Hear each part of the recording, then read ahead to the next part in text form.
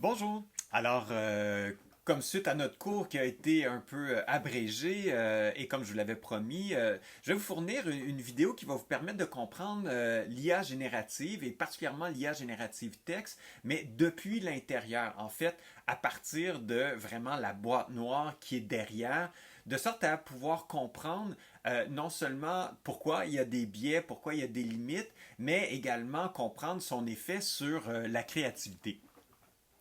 Alors, tout d'abord, quand on parle d'IA générative, on a quand même croisé quelques définitions à différents moments dans des textes et également dans la conférence sur les disruptions numériques.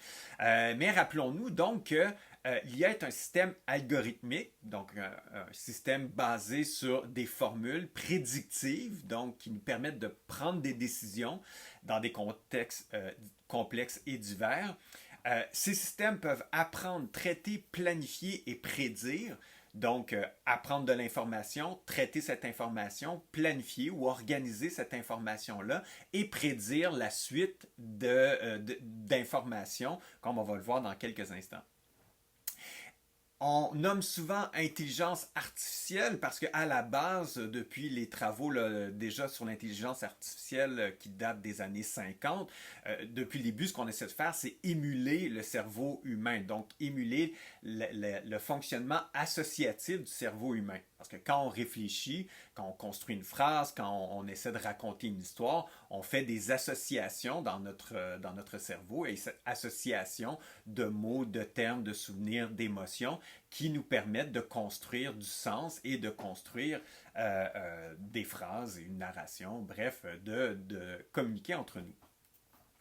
Et le dernier élément qui nous permet de dépasser les humains par ces méthodes de calcul. Alors évidemment, pour un certain nombre de choses, l'IA peut largement dépasser les capacités humaines dans la quantité de données qu'elle peut traiter dans un court laps de temps et avec plus ou moins, en fait, une assez grande précision. Et quand on parle d'IA, ben, il y a différents types d'IA. Donc, il y a les intelligences artificielles dites analytiques, donc des IA qui vont prendre de l'information, va analyser cette information-là de sorte à en tirer des connaissances. Des IA de recommandation. Alors, on n'a qu'à penser à Spotify, à Netflix. Donc, il y a donc une formule qui fait en sorte une formule qui croise nos intérêts, nos achats en musique, nos différents éléments qu'on utilise pour nous faire des propositions. Et il y a tout un lot d'IA générative, texte, images, son, vidéo, 3D, code, et j'en passe, mais celles-ci sont quand même celles qui sont les plus qu'on rencontre le plus souvent. Euh, pour vous expliquer le fonctionnement d'une IA, je vais surtout m'intéresser à l'IA générative texte, entre autres parce que c'est celle qu'on va utiliser le plus, que vous êtes le plus susceptible d'utiliser, et c'est par cette IA-là qu'on a découvert, c'est par l'IA générative texte, on a découvert la présence de l'IA et son usage. Alors, commençons tout d'abord par essayer de comprendre qu'est-ce qui se passe quand je fais une requête, donc que je demande à ChatGPT ou à n'importe quelle intelligence artificielle texte. Par exemple, explique-moi pourquoi le ciel est bleu en moins de 300 caractères. Et là, ChatGPT nous retourne une réponse.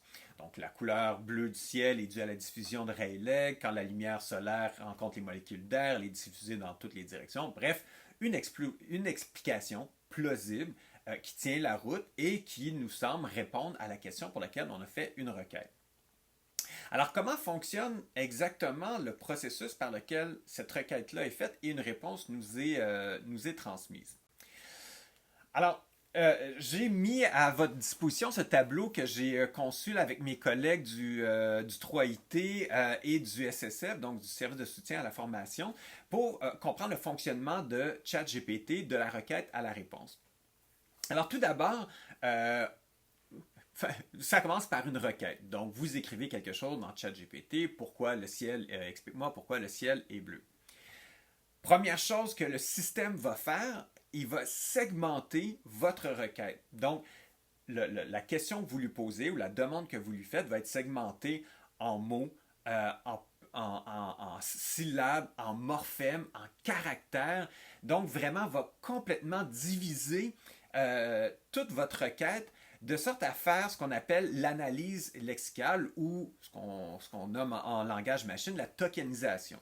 Alors, la tokenisation, c'est la traduction d'un mot en langage humain en langage machine, donc en numéros. Alors, si je prends par exemple le mot ciel, mais son token, c'est 979 417 198. Alors, ce token-là est associé au mot ciel. Et si par exemple j'avais mis ciel avec un C minuscule, le token aurait changé. Alors, pourquoi ce token-là, pourquoi ce nombre-là, je ne saurais pas vous le dire, et même les ingénieurs ne peuvent pas vous dire explicitement pourquoi ce token-là, mais ce qu'il faut comprendre, c'est que du mot en français est transformé, ce mot en français est transformé en numéro. Et c'est là qu'opère ce qu'on appelle l'embedding, donc le plongement lexical. Alors, à cette étape-là, là, on rentre vraiment dans l'aspect contextualisation du token. Alors, si je demande pourquoi le ciel est bleu, ce que le GPT, donc le moteur algorithmique de ChatGPT fait, c'est qu'il essaie d'associer cette phrase-là avec toutes les phrases ou tous les tokens se rapprochant à ce mot-là. Pour vous faire une analogie simple pour comprendre le plongement lexical, imaginez que je vous donne une série de chiffres, 222, 55, 20, 132, 136, et que je vous dis que ces nombres-là sont des numéros de route. Alors là, 222, 55, 20, 132, 136, si j'aligne ces numéros de route-là, ben, je vois que la 222, ça part de Sherbrooke et la 136 se rend en direction de Québec. Et que si j'aligne ces routes-là, ben, c'est parce que je semble m'en aller vers Québec. Alors, le plongement lexical, c'est comme ça que ça fonctionne. ChatGPT installe votre token parmi tous les tokens et il essaie de voir les correspondances de sorte à voir quelle est la suite logique, quelle prédiction on peut faire sur cette suite de nombres-là. Donc, imaginons pourquoi le ciel est bleu en 300 mots. Et là, on a pourquoi ciel bleu 300 mots qui vient plus installer la contrainte. Bien, ça lui indique que je cherche à savoir pourquoi le ciel est bleu. Et de la même façon que 222, 55, 20, 132, 136 semblent m'indiquer que je m'en vais vers Québec, bien, la série de tokens de ma requête semble pointer vers les informations pour m'expliquer pourquoi le ciel est bleu. Prochaine étape, et tout ça bien évidemment se passe à une vitesse astronomique, le réseau de neurones auto-attentifs va faire toutes les permutations possibles pour essayer de comprendre quelles sont les différentes possibilités. Alors si je reprends mon analogie avec mes routes, 222, 55, 20, 132, 136, ça semble m'indiquer que je m'en vais vers Québec, mais est-ce que je m'en vais dans la ville de Québec, dans le vieux Québec, vers le centre-ville de Québec, ou est-ce que je m'en vais dans le fond vers Rivière-du-Loup, c'est-à-dire que oui, je vais passer par Québec, mais je vais aller plus loin. Alors, durant l'étape de la mise en réseau de neurones auto-attentifs, ben, le GPT fait toutes les permutations possibles pour voir toutes les prédictions possibles. Alors, c'est une des raisons qui explique pourquoi quand on fait 5 fois la même requête à ChatGPT, il va nous sortir chaque fois 5 réponses un peu différentes. Parce que à cet alignement-là, donc à ce plongement lexical-là, ou ce qu'on appelle la vectorisation, bien, le vecteur, la route qu'il semble prendre, offre plusieurs possibilités. D'où le fait qu'il va nous proposer différentes réponses à une même requête. Une fois qu'une réponse est trouvée par cette suite par le transformer, donc le réseau de neurones auto-attentifs, ChatGPT va faire une génération symbole par symbole. Donc, va associer une série de tokens ensemble selon la logique de son algorithme, de sorte à produire une réponse en langage machine qu'il va transformer en langage humain ou en langage naturel et va nous retourner par l'entremise de l'interface la réponse en langage naturel. Et là, par notre réaction, c'est-à-dire est-ce que je mets un pouce, est-ce que je lui demande de reformuler, est-ce que je lui dis que c'est pas ça que je veux, durant cette réponse-là, il y a aussi un auto-apprentissage qui se fait, de sorte à ce que pour une réponse similaire, qui serait posée par quelqu'un d'autre, sa prédiction va se raffiner pour d'autres réponses subséquentes. Alors, si je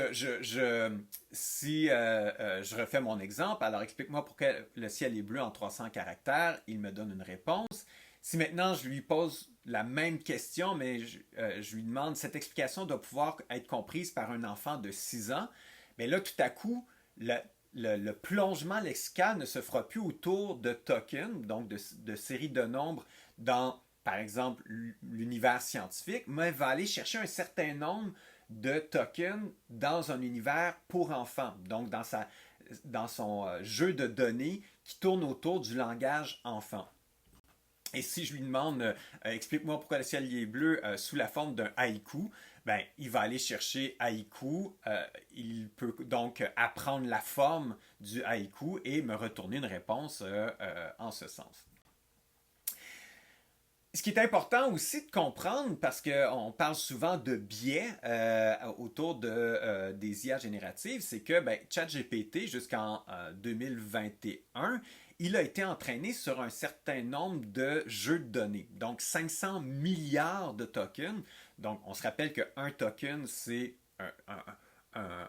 une lettre, un phonème, une syllabe. Donc il y en a 500 milliards de tokens. Donc approximativement, parce que bien sûr la recette est un peu cachée, mais ce qu'on sait, c'est que pour la première itération de ChatGPT, il a été entraîné sur le Common Crawl, donc qui est un corpus de données collecté au cours des 12 dernières années, ou en fait maintenant des 15 dernières années, de pages web, d'extraits de métadonnées, de 2 milliards, donc c'est 2 milliards de pages web, c'est quelque chose comme 200 téraoctets de données, donc une quantité astronomique de tokens. Web2Text, c'est essentiellement Reddit, donc un média social, et c'est par le Web2Text que il a été entraîné pour comprendre le langage naturel, les échanges, la captation des émotions. Book 1 et Book 2, c'est des dépositaires de livres, par exemple comme Amazon, Google Book, des choses comme ça, et Wikipédia, et essentiellement Wikipédia en anglais. Et donc, on voit que la majorité des données proviennent du web en lui-même, mais dans Book 1 et Book 2, c'est de là que vient toute la connaissance encyclopédique. Quand on lui pose des questions dans des domaines précis, c'est souvent par Book 1 et Book 2 que son apprentissage a été fait. Alors, qu'est-ce qui se passe quand je fais une requête? Il y a différentes formules pour bien faire des requêtes sur ChatGPT. Ceux qui ont participé aux journées à l'athéisme de Chris Bergeron, elle en a montré d'autres. Mais grosso modo, on y va de 5 éléments, dont un est optionnel. Le premier élément, c'est on lui nomme le contexte dans lequel on travaille. Donc, je suis un professeur, je suis un professionnel de la communication, donc, je lui nomme le contexte dans lequel j'évolue. J'aimerais que tu agisses. Donc, le deuxième élément est optionnel, mais ça lui dit dans quel contexte on veut qu'il nous renvoie la réponse. Par exemple, je veux que tu sois un enfant qui reçoit la réponse, ou j'aimerais que tu agisses comme si tu étais mon client. Dans tel domaine. Ensuite, on lui donne la tâche, les contraintes et un format de présentation. Avec cette formule-là, pourquoi c'est souvent celle qu'on croit, c'est que ça nous permet de fixer le vecteur dans la bonne direction. Donc, donner suffisamment d'informations pour réussir à installer le vecteur dans la bonne direction. Donc, installer le bon alignement de chemin pour que la prédiction soit le plus près possible, la plus précise possible sur la réponse qu'on cherche. Alors, quelles applications de l'intelligence artificielle en communication? On a croisé plein de choses encore là dans des textes, dans des conférences. Je fais un rapide survol. Ce qu'il faut comprendre, c'est que à l'heure actuelle, toute la chaîne de décision stratégique en communication peut être impactée ou peut être soutenue par une intelligence artificielle. Donc, depuis la collecte de données, l'analyse de la situation, la compréhension des publics cibles, la segmentation, le ciblage, le positionnement, les relations avec au niveau des contenus, relations avec les publics cibles, la personnalisation, l'adaptation et l'automatisation de la diffusion. Donc, en fait, ce qu'on voit, c'est que les promesses de l'IA dans le secteur de la communication vont, et on l'a beaucoup entendu, autour d'automatiser certaines tâches, de personnaliser les contenus et d'optimiser certaines étapes du processus stratégique et des processus créatifs.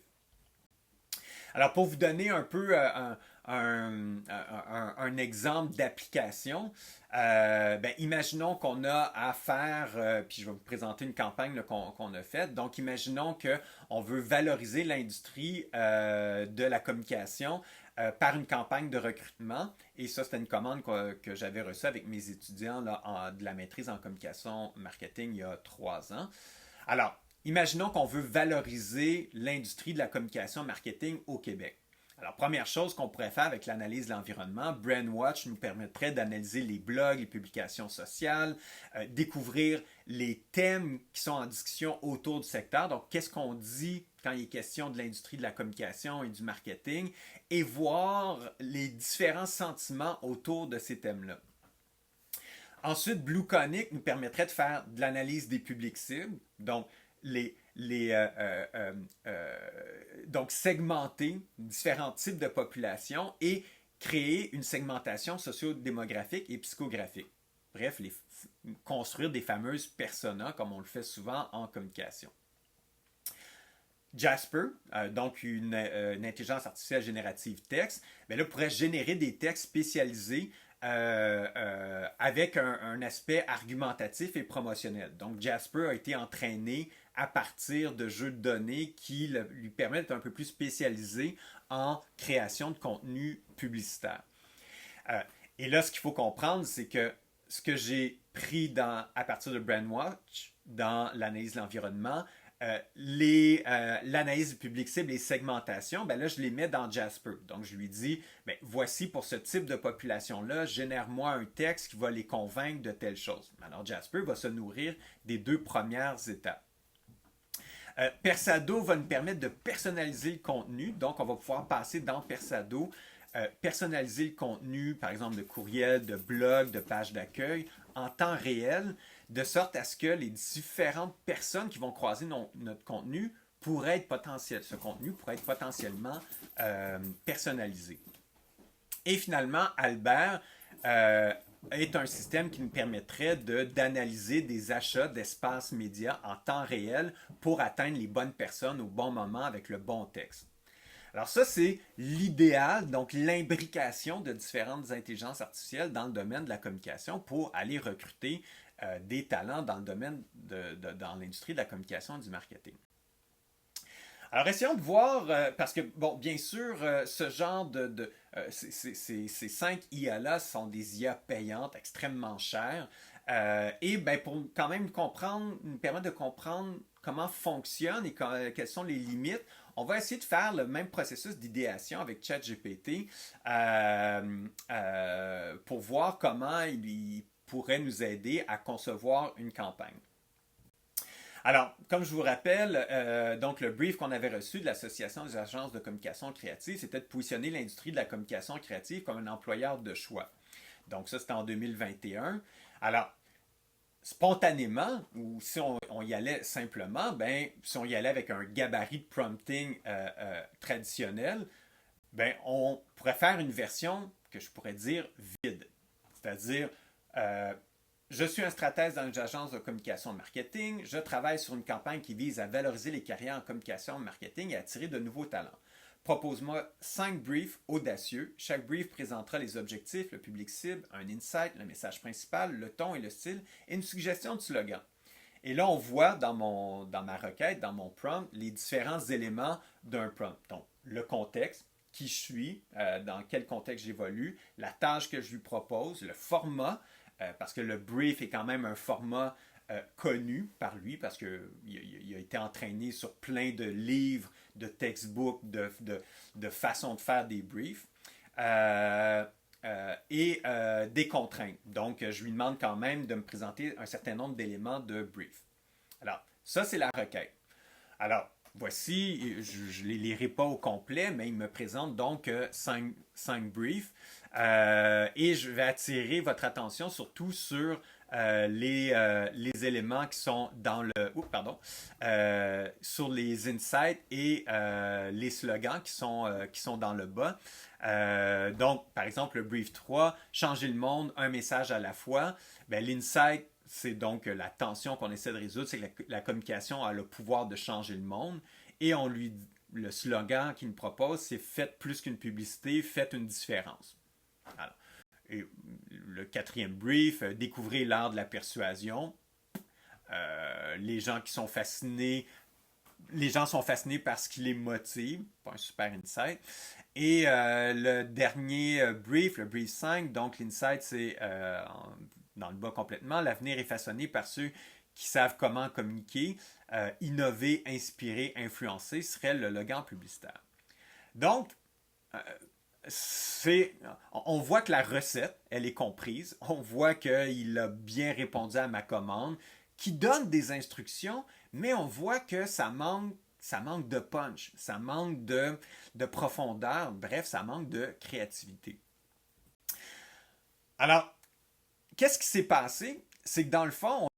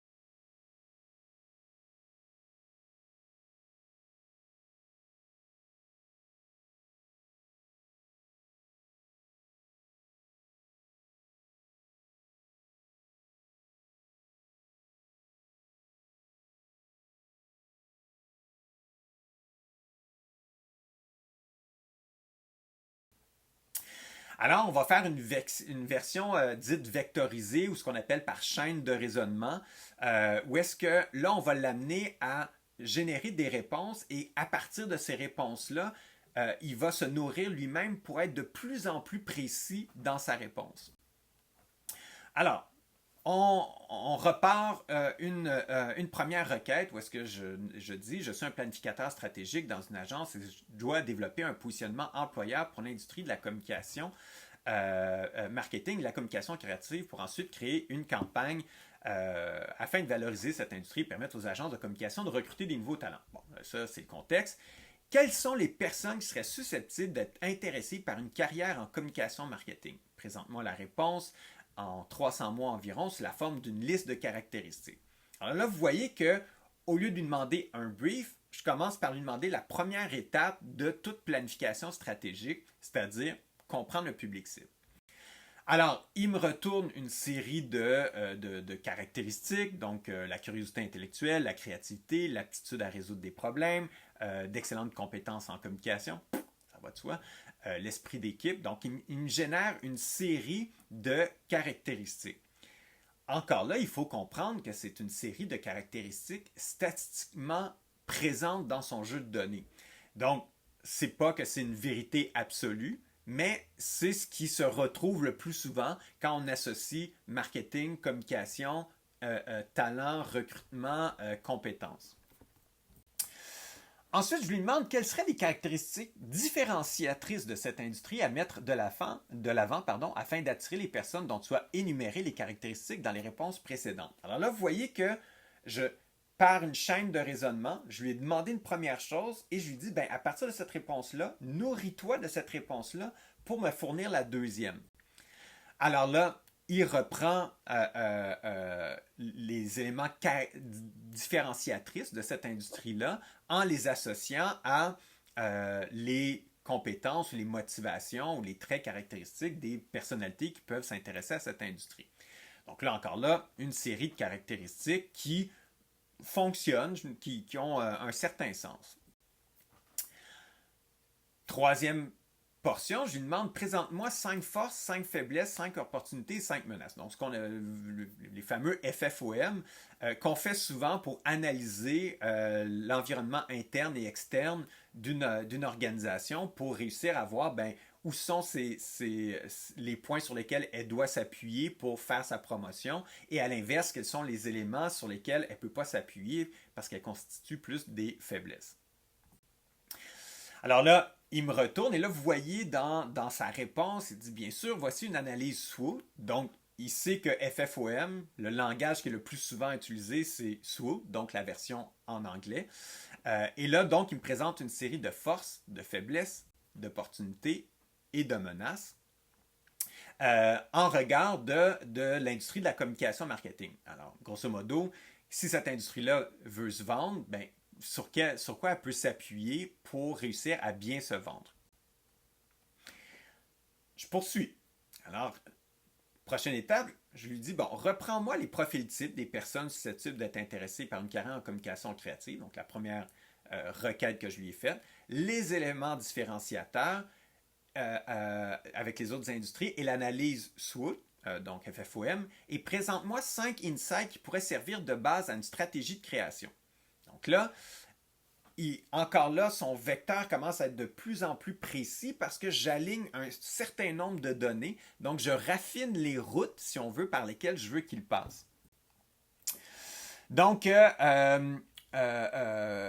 alors, le premier insight, donc on se rappelle qu'un insight, c'est une tension qui est résolue par une marque ou par un produit et qui la différencie de la concurrence. Donc, par exemple, dans cette industrie-là, les gens pourraient être en quête d'expression. Ils veulent un travail qui va leur permettre de s'exprimer. Donc, premier insight, si tu as envie de t'exprimer dans la vie, l'industrie de la communication marketing est une bonne place pour toi. Deuxième, l'évolution constante. Donc, on change constamment, on rencontre des nouveaux clients constamment. Donc, on est constamment en train d'apprendre et d'évoluer tant professionnellement que dans cette industrie-là. L'impact sociétal, donc la publicité et la communication marketing ou créative a toujours un impact sur la culture, sur la société. Donc, pour des personnes qui ont envie d'avoir cet impact-là, cette industrie-là pourrait être pour elles. Collaboration enrichissante, donc on travaille souvent avec plein de gens de différents secteurs, de différentes industries. Donc, quatrième insight. Et le cinquième, des défis stimulants. Donc, on est toujours face à des nouveaux défis. Alors, ça, c'est les 5 insights sur lesquels pourrait se reposer ma stratégie de communication. Alors, vous voyez qu'on est déjà dans quelque chose de beaucoup plus riche que j'aime argumenter. Donc, on est dans des propositions qui sont plus précises, plus riches pour me permettre de planifier ma stratégie. Parce que ce qu'on cherche, donc je le nomme depuis tout à l'heure, donc ce qu'on cherche dans un insight, c'est une vérité, donc une tension que le consommateur, notre public cible, veut résoudre, qui peut être résolue par une vérité de produit ou de marque, donc quelque chose que je peux vraiment promettre, et que la concurrence ne peut pas promettre la même chose. Je poursuis ma planification. Alors, je lui dis, en reprenant toutes les réponses que tu m'as données jusqu'à maintenant, propose-moi des briefs créatifs. D'une longueur maximum de 500 caractères, chacun devra comprendre une description du public cible en 100 mots, un objectif de communication, l'idée centrale de la campagne, un message clé, une tonalité de campagne. Et là, vous voyez, j'installe ce que je n'ai pas fait depuis le début, mais pour vous donner un exemple, un rôle. Alors là, je lui dis, chaque brief sera proposé dans un premier temps par le concepteur, qui sera ensuite évalué selon sa pertinence, son originalité et sa nouveauté par le critique, en soulignant les points positifs et les points négatifs. Le concepteur répondra alors avec un nouveau brief qui sera à nouveau critiqué. Au final, tu devrais arriver à un brief audacieux. Alors, premier brief, donc quête d'expression. Alors, vous voyez ici là, un certain nombre de propositions qui est faite par ChatGPT. Et là, comme on lui a demandé que le critique doit faire une critique positive et négative, alors voici. Donc, positif, il dit « Le message est puissant et donne l'impression que le secteur accueille la créativité à bras ouverts. » Première des choses, quand on demande à ChatGPT de critiquer, de donner son opinion, sachez qu'il n'a aucune compréhension de ce qu'il fait. Il est incapable d'évaluer de façon qualitative quelques propositions que vous faites. Ce qu'il fait, c'est qu'il associe toujours des mots ensemble pour prédire quelque chose. Alors, en clair, il a appris dans des textbooks, dans des sites web, donc tout son jeu de données que quand on veut critiquer un message publicitaire, ben non seulement on utilise un certain nombre de superlatifs, donc d'adjectifs, mais souvent on va utiliser par exemple le message est puissant. Mais en soi, on voit là le message clé, exprimez-vous, innovez, inspirez, la communication créative est votre toile. C'est nullement puissant comme terme. Alors, il n'a aucun jugement véritable et il est incapable d'avoir une évaluation qualitative sur toute forme de contenu. Et là, même chose avec le point négatif, trop générique, manque de spécificité sur ce qui rend l'industrie unique, effectivement, mais sachons que ce verdict-là ne tient en rien, encore là, sur une évaluation qu'il est capable de faire. Il existe certaines applications qui permettrait de comparer les messages entre eux et de voir les différences, donc des IA spécialisées qui ont été entraînées strictement sur les messages publicitaires, mais évidemment c'est payant et en plus je n'ai pas eu l'occasion de les tester, donc je ne connais pas la robustesse du jeu de données de l'algorithme, mais ça existe. Alors là, le créatif propose autre chose. Au-delà des mots, votre toile, le message clé, la communication créative où chaque idée prend vie, chaque vision a sa place. C'est pas dire mieux. Là, on voit qu'il commence à tourner en rond, à répéter tout le temps les mêmes termes, mais il n'offre pas véritablement une vision plus créative. Et là, il fait ça pour les 4 briefs en nous proposant quelque chose. Et là, on peut lui l'amener à produire. On l'a beaucoup entendu qu'une des choses que permet l'IA générative, texte et images, c'est de fournir rapidement des idées de sorte à en valider la pertinence auprès de notre client ou de nos collègues ou de notre responsable immédiat. Alors là, je lui dis, je suis un designer graphique qui travaille avec une association qui souhaite, et là, je replace le contexte, je lui dis que j'ai reçu 5 briefs créatifs, avec un public cible, l'objectif, l'idée centrale, le message clé, le ton. Et là, ce que je lui dis, c'est j'aimerais que tu me proposes des promptings en anglais destinés à être copiés dans Midjourney de façon à illustrer le brief révisé du créatif. Je lui ai demandé de préparer un prompt pour Midjourney, mais on sait maintenant que dans ChatGPT est imbriqué DALL-E, donc l'interface texte à image de OpenAI. Donc j'aurais pu faire la même requête et lui dire tout simplement sors-moi l'image, chaque image associée à chacun des briefs. Mais là, pour l'instant, je l'ai fait avec Midjourney pour vous montrer ce qu'on est capable de faire. Alors, voici les résultats. Alors, pour le premier brief, dont le slogan était « Exprimez-vous, innovez, inspirez, la communication marketing est votre toile », mais là, on voit qu'il a fait du WYSIWYG. « What you see is what you get ». Quelqu'un qui s'exprime sur une toile, et là, on voit tous les biais, ou en fait, la convention statistique, c'est un homme blanc, en jeans, un peu barbu, et donc c'est très stéréotypé, c'est très cliché de cette industrie-là. Et bon, assez classiquement, là, on voit qu'il y a des problèmes avec les mains. Donc, il y a comme 2 mains qui écrivent. Il est donc ambidex sur sa page et sa main gauche est un peu étrange. Les doigts de sa main gauche sont un peu étranges. Mais ça, c'est classique des IA génératives images. Deuxième brief, dans la communication marketing, demain est déjà ici. Alors là, on voit qu'il délire complètement, donc on dirait la page couverture d'un livre de science-fiction des années 70, donc aucun rapport avec ce qu'on cherche. Troisième brief, créer des vagues, façonner la société en communication marketing. Bon, là, il y a déjà peut-être une idée qui est là. Donc, l'idée du porte-voix, qu'on fédère des gens, que les gens nous suivent. Il y a peut-être quelque chose là. Mais encore là, au niveau du rendu, de loin, on dirait un poster d'un film de zombies où tous les zombies sont attirés par un porte-voix qui hurle je ne sais quoi. Donc, il y a quelque chose de très glauque, de très noir, de très sombre. Ça marche pas du tout. Et le dernier brief, donc la communication créative où 1 plus 1 est toujours plus grand que 2. Bon, d'une part, j'ai aucune idée de ce qu'il voulait évoquer là-dedans. Et d'autre part, ben, on voit qu'on est encore dans les grands clichés de on est ensemble, on travaille ensemble, on s'amuse ensemble et on fait de la création. Mais est-ce que ça me donne plus envie de travailler dans cette industrie-là? Et excusez-moi, le dernier, la communication marketing transforme chaque défi en toile. Ben là, ici, ça n'a aucun rapport. Même au contraire, il y a quelque chose d'angoissant, de claustrophobique dans la proposition qui est là. Donc, on n'y est pas. Et pour vous montrer, donc, pendant qu'avec les étudiants à la maîtrise en communication marketing, on travaillait sur cette campagne-là, l'agence de l'A2C travaillait aussi. Et ils sont arrivés avec une campagne qui était seulement en agence, où est-ce qu'ils mettaient de l'avant toutes les expériences qu'on peut vivre seulement en agence. Donc, rencontrer une TikTokeuse célèbre pour une campagne, rencontrer une vedette pour qu'elle soit porte-parole, créer du contenu pour une marque que je connaissais vraiment rien là-dedans. Donc, on a incarné toutes les idées qui sont différenciatrices dans une campagne d'expérience, expérientielle.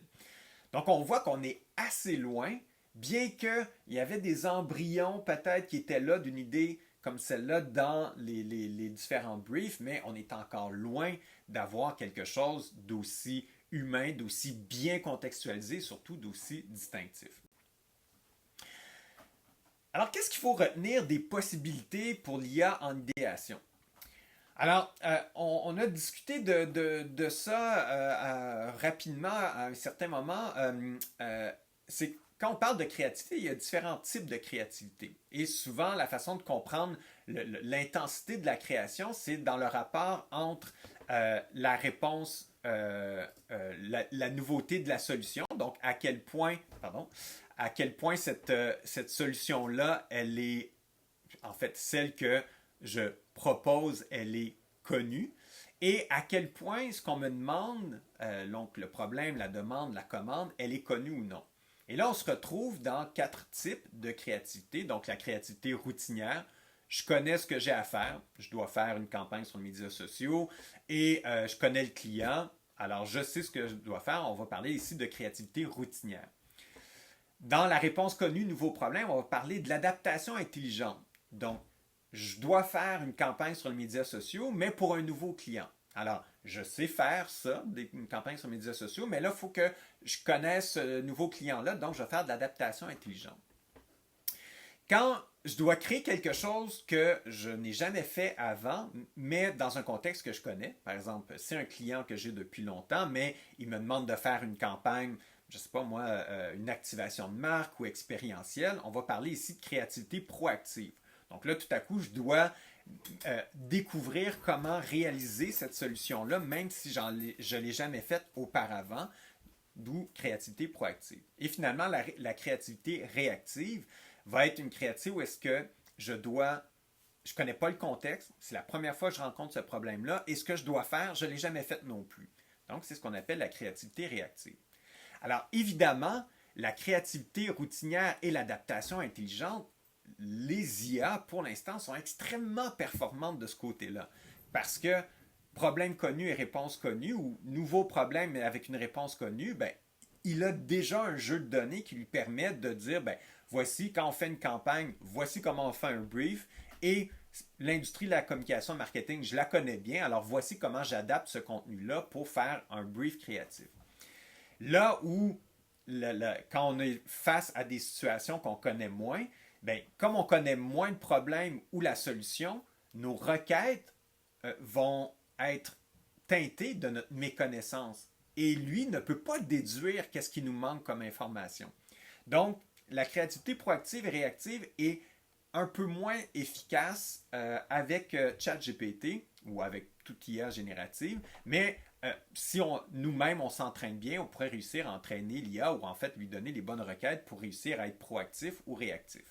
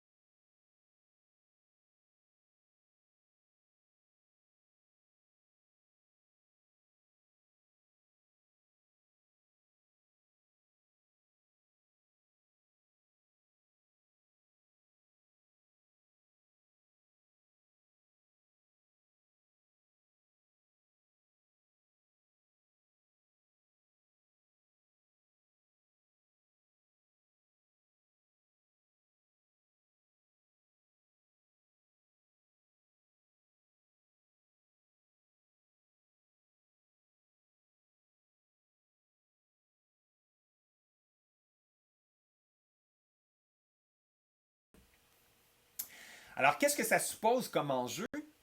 Euh, Ce qu'il faut se rappeler, c'est que ChatGPT, comme vous l'avez peut-être déjà entendu, pour l'instant est un junior moyen, donc quelqu'un qui a une, qui est capable de nous fournir de l'information, qui a une certaine valeur, mais qu'il faut remettre constamment en question. Entre autres, parce qu'il va être capable de vous débiter des faits, mais il ne comprend pas les faits qu'il vous présente. Donc, quand il vous dit que le message est très puissant, il comprend rien au message qui est là. Pour lui, c'est une série de chiffres qu'il essaie d'aligner pour voir est-ce que statistiquement c'est viable. Donc, il n'a aucun affect, aucun a priori, aucune expérience qui lui permet d'apprécier ces faits-là. Il fait des pitchs qui peuvent être bluffants. Les 5 briefs qu'il a proposés pourraient être des briefs sur lesquels on pourrait baser une campagne, mais laissez-moi vous dire que le client serait assez déçu. Mais imaginons quelqu'un qui n'a pas d'expérience dans ce domaine-là, ben, il pourrait se vanter de faire des plans de communication ou des briefs créatifs et ça aurait l'air assez bluffant. Et surtout, il a des bonnes idées, mais il est incapable de les pousser plus loin. En fait, il est incapable de faire de l'abduction. Et là, on se rappelle que l'abduction,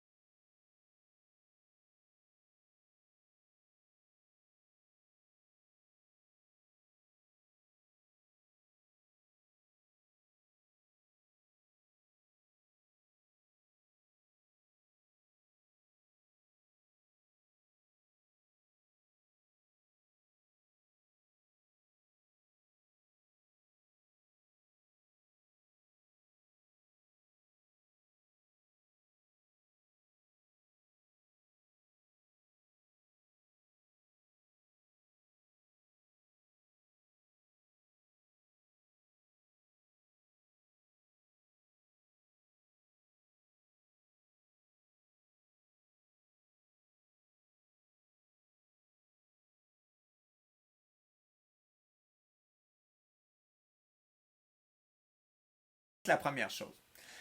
L'autre chose aussi, on a parlé du modèle des 5A. Ben, voyons un peu comment le modèle des 5A peut nous montrer quelles sont les limites ou les incidences de l'IA sur le processus de création en communication. Donc, imaginons que la portion artefact en haut, ce sont les campagnes. Les actions créatives, ben, c'est tout ce qu'on a à faire pour faire une campagne. Les acteurs, c'est les gens qui travaillent en agence. L'auditoire, c'est bien évidemment soit notre client ou le public cible. Et les affordances, ben, c'est tout ce qui nous contraint et nous facilite le travail. Donc, les médias qu'on va utiliser, le budget, le temps qu'on a, les ressources qu'on a, les données, etc. Alors, qu'est-ce qui se passe quand l'action créative est faite par l'IA?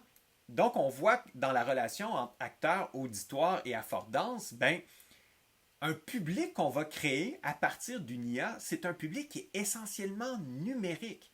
Donc, quand il crée une persona ou quand il crée un profil type, c'est à partir de données qui existent en ligne. Donc, ça nous... Bien évidemment, il y a les biais de données, les biais comme il a été entraîné sur des jeux de données nord-américains en grande partie, où est-ce qu'il y a une dominance d'hommes blancs, où est-ce que, donc ce qu'on a souvent entendu, ben lui, son vecteur va toujours l'amener vers, ben, quand on parle d'individus, ce sont des hommes, des blancs, et c'est eux qui travaillent en agence. Autre chose aussi, ben, quand on crée des segmentations de population, il va y avoir une surmarginalisation. Donc, les gens qui sont déjà marginalisés, les gens racisés, les gens de la diversité de genre, les gens d'autres cultures, au niveau de la vieillesse, au niveau de l'âge, ben, ces gens-là vont être encore plus marginalisés. Donc, par exemple, essayer de demander à une intelligence artificielle de faire une personne noire queer ou une personne noire lesbienne ou un couple noir-lesbien, ça va être extrêmement difficile. D'une part, il va sûrement vous bloquer et d'autre part, il va falloir contourner ça pour réussir à éviter cette marginalisation-là. Et une des promesses des IA, c'est, on l'a vu avec Brainwash, de dire, bon, ben, OK, on est capable de faire une analyse de données pour nous dire quels sont les sentiments des gens autour de ces thèmes-là. Mais n'oublions pas que les IA s'abreuvent, entre autres, de médias sociaux. Et donc d'une économie des affects, c'est-à-dire de comment en ligne on témoigne notre accord, notre désaccord. Mais on s'entend que sur Facebook, sur Reddit, donc sur plusieurs plateformes, ben, les manifestations de l'émotion tournent souvent autour de 5 émotions. Pouce en haut, pouce en bas, je suis fâché, je suis triste, je ris ou je suis solidaire. Et on s'entend que les affects sont beaucoup plus larges que ces 5 représentations dominantes-là. Donc, si une IA nous retourne, ben voici ce que les gens ressentent par rapport à un thème, ben ce ressenti-là mériterait d'être creusé un peu plus. Et ce qui est problématique sur le plan de l'analyse stratégique, c'est que si une IA nous retourne une analyse, par exemple, dit voici les caractéristiques des personnes pouvant travailler dans cette industrie-là, ben, je suis incapable de savoir, mais comment il est arrivé à ce résultat-là? Quelles sont les statistiques et les données qui lui permettent d'avancer cette information-là? Donc, est-ce que je peux me fier à prendre une décision sur ces résultats-là? Donc, la distance analytique est difficile à mener. Donc, cette capacité de dire, OK, je vois dans mes statistiques que cette statistique-là, qui même si elle n'est pas importante, m'informe de quelque chose de super intéressant sur les personnes qui veulent travailler dans cette industrie-là. Alors, je parlais des biais. Alors, si on demande à Dali, fais-moi une image d'une personne qui change le monde, ben, on voit que ce sont des hommes. Et bon, mon image de tout à l'heure en est aussi un bon exemple.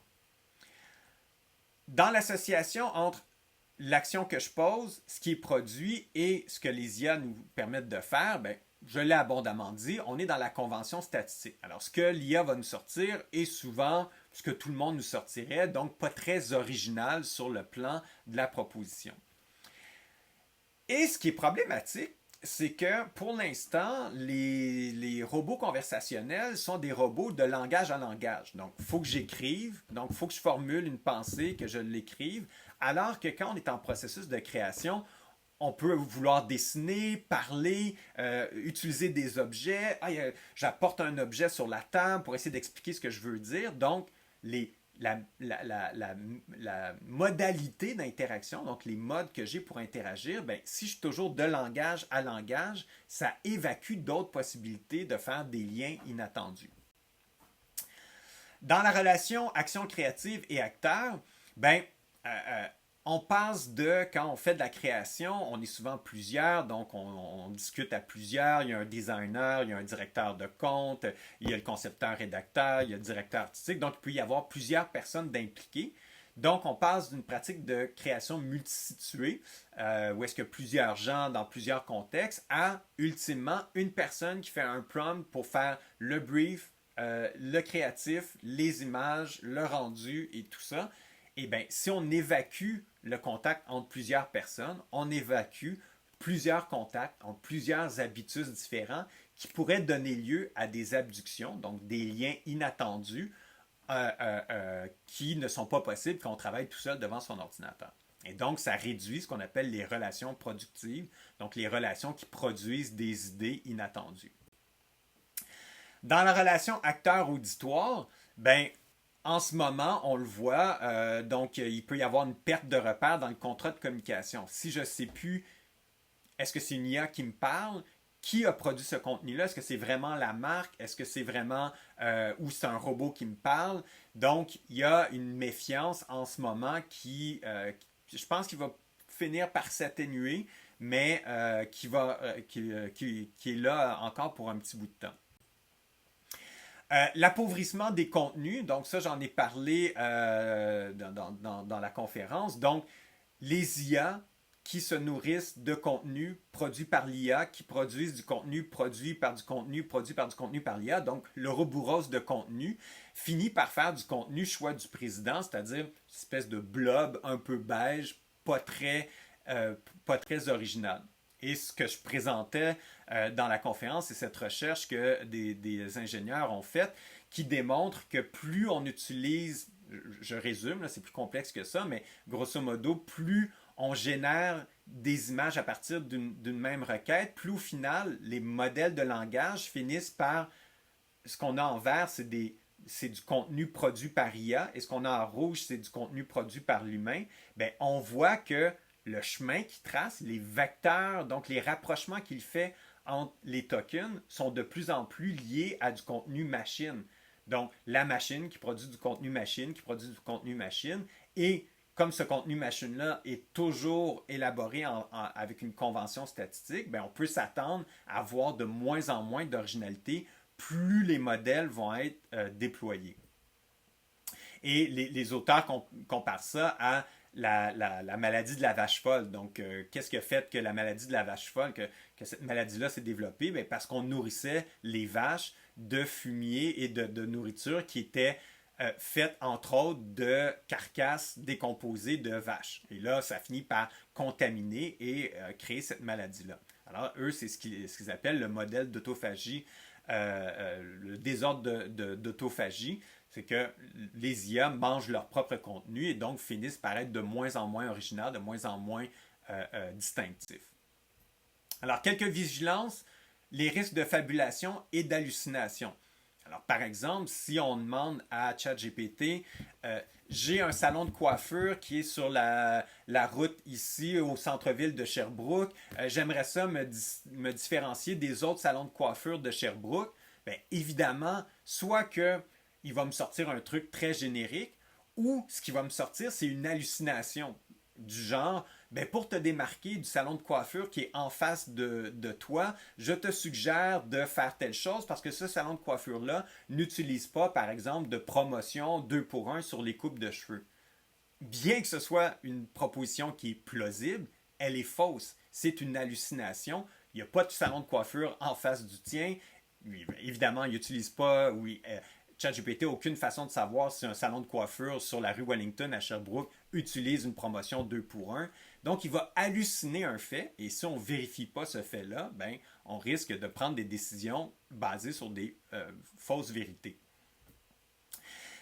Tout ce qui est risque pour la vie privée, la valeur ajoutée. Donc, qu'est-ce qui fait que de plus en plus d'entreprises veulent développer leurs intelligences artificielles à l'interne? Ben, c'est justement pour ça. Parce que toute donnée qu'on entre dans une intelligence, dans les modèles commerciaux d'intelligence artificielle, comme ChatGPT, ben, servent à entraîner le modèle. Alors, si moi, je rentre des données statistiques de concurrence, de marché, de produits dans ChatGPT pour qu'il me propose une campagne, je suis en train d'entraîner ChatGPT qui pourrait être utilisé par la concurrence pour faire le même travail. Alors, même si on peut, avec certaines fonctions, quand on a la version payante, protéger les données. Donc, OK, mes informations ne se retrouveront pas là, mais le modèle apprend quand même que quand on veut faire des campagnes dans le domaine de la communication marketing, ça a fonctionné, ça a fonctionné, ça, j'ai eu une rétroaction positive. Alors, le modèle s'entraîne quand même. Et oublions pas aussi, donc ça c'est pour la valeur ajoutée, qu'est-ce que je veux garder pour moi qui va amener de la valeur à mon client ou à mon entreprise. Mais comme je l'ai mentionné, une IA interrogée, c'est une IA entraînée. Et donc, pour l'instant, ChatGPT est un peu comme un junior, mais plus on l'entraîne, plus il va devenir un senior, donc une personne qui a énormément d'expertise ou un modèle qui a énormément d'expertise. On n'en parle pas assez. Une autre vigilance, c'est les risques environnementaux. C'est un exemple que j'utilise souvent qui date déjà, mais c'est pour vous donner l'échelle. Alors, au moment d'entraîner ChatGPT 3, l'entraînement, donc juste pour lui apprendre à répondre à des requêtes, c'est 500 fois un aller-retour pour un passager entre New York et San Francisco. Donc, 500 fois juste pour l'entraîner. Alors là, imaginons en ce moment que la planète entière continue d'utiliser ChatGPT, ben ça a un impact extrêmement fort sur la planète, sur les émissions de CO2. Et ça, c'est sans compter l'usage d'eau potable pour refroidir les serveurs, l'extraction de minéraux rares dans des zones souvent pauvres pour fabriquer les serveurs. Donc, l'impact environnemental est énorme. Alors, ce que ça veut dire, c'est de prioriser nos usages. Si je veux juste comprendre le monde de la communication marketing, ben peut-être qu'une requête sur Google suffirait. Peut-être d'essayer de trouver un rapport ou un livre suffirait, un livre ou une revue suffirait pour comprendre le contexte plutôt que de demander à ChatGPT. Oui, la réponse va être plus vite, mais au niveau de l'impact environnemental, c'est catastrophique. Alors, quelques conclusions. Dans l'usage de l'IA sur votre processus de co-création, donc dans la mesure où ChatGPT ou toute forme d'IA générative peut nous aider à créer, donc créer avec nous. Donc, apprenez à percevoir ce que la machine ne peut pas vous montrer. Donc, sachez lire la réaction de vos collègues. Alors, quand on est en interaction avec les collègues, comment eux, ils réagissent avec leur habitude, donc leur expérience, leur connaissance, leur passé, leur sensibilité. ça nous indique énormément de choses sur, mais c'est quoi le rapport humain, la relation humaine face à la création qu'on fait. Enrichissez votre réservoir d'expériences culturelles sensibles. Une des choses que ChatGPT ne peut pas faire, c'est sentir, goûter, toucher. Il peut répéter ces expériences-là telles qu'il les a lues dans un livre ou peu importe, mais de savoir ce que ça sent dans tel quartier, savoir ce que goûte telle nourriture, ça, il y a juste un humain qui est capable d'avoir l'expérience de ça et ça fait partie de ce qui fait notre ressenti d'humain. Et moi, je dis souvent, pour chaque relation machine, essayez d'avoir une relation humaine. Donc, si vous produisez du contenu avec une IA quelconque, validez, vérifiez, posez la question à votre public cible, à votre consommateur, à votre client, à un collègue, qu'est-ce que tu penses de ça? Justement pour voir la réactivité, puis qu'est-ce que ça active exactement. Deuxième point, comprenez ce qu'est le processus créatif plutôt que le processus productif. Je peux vous montrer, et il en existe là, une flopée sur Internet, là, des cheat sheets, là, donc des prompts déjà préparés dans plein de secteurs que vous avez juste à mettre là-dedans. Vous pouvez apprendre à prompter super bien, mais si vous n'êtes pas créatif d'abord, la créativité de la machine ne remplacera pas votre manque de créativité. Au pire, ce qui va arriver, c'est vous allez dire « Wow, c'est une super de bonne idée » et pourtant, si vous avez un minimum d'expérience culturelle ou créative, vous allez dire ah non, ça c'est du déjà vu, tout le monde fait ça. Donc, être d'abord créatif, cultiver sa propre créativité va vous aider à avoir une créativité augmentée ou potentialisée par l'intelligence artificielle. Et sachez travailler avec différentes modalités. Savoir dessiner, savoir sketcher, savoir expliquer, savoir improviser, savoir jouer avec des objets, de sorte à ce que ce ne soit pas juste votre cerveau de langage qui travaille à trouver des idées, mais bien votre cerveau expérientiel, sensoriel, et ainsi de suite. Et je vous dirais, restez critique de l'économie de la promesse. Donc en ce moment, dans toute cycle d'innovation, de disruption technologique, il y a énormément d'économies de promesses, c'est-à-dire les OpenAI, Google et toutes les grandes entreprises d'innovation technologique vont nous promettre des choses parce que c'est à partir de ces promesses-là qu'ils peuvent aller chercher de l'argent. Hey, on va développer une intelligence artificielle générale qui va nous permettre de répondre à tous les problèmes dans tous les secteurs. Ça, c'est une promesse, pas réelle, mais qui est basée sur des prédictions. Et c'est basé sur le potentiel de ces prédictions-là que OpenAI va faire des levées de fonds, va aller chercher de la capitalisation boursière, de sorte à avoir de l'argent pour réaliser ce qu'elle veut faire. Et ce qu'on voit, c'est que dans cette économie de promesses-là, il y a la promesse de la productivité, mais qui n'est pas une promesse nécessairement d'économie d'efficacité. C'est-à-dire que ce n'est pas parce que ça va plus vite sortir 18 images que vous allez être plus créatif et plus efficace. Alors, c'est un peu ce que ce tableau-là présente. Donc, à gauche, on a les promesses et à droite, on a les dangers qu'on a vus avec la relation, avec le modèle du 5A.